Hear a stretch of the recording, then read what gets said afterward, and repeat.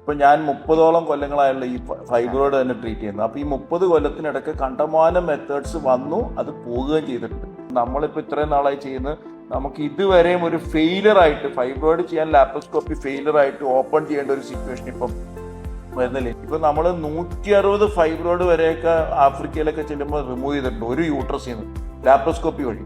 അപ്പോൾ അത്രയും നമ്പേഴ്സ് വരെ നമുക്ക് റിമൂവ് ചെയ്യാൻ പറ്റുന്നുണ്ട്. അത് ആ ലാപ്രോസ്കോപ്പിക് സ്കില്ലിൻ്റെ ഒരു ഡിഫറൻസ് ആണ്. നമ്മൾ കുറേ നാളായാലും ഇത് ചെയ്യുന്നത്. ഇത്രയും നമ്പേഴ്സ് ചെയ്ത് കഴിയുമ്പോൾ അതിൻ്റെതായിട്ടുള്ള സ്കില്ല് ഡെവലപ്പ് കാരണം നമുക്കത് ചെയ്യാൻ പറ്റും.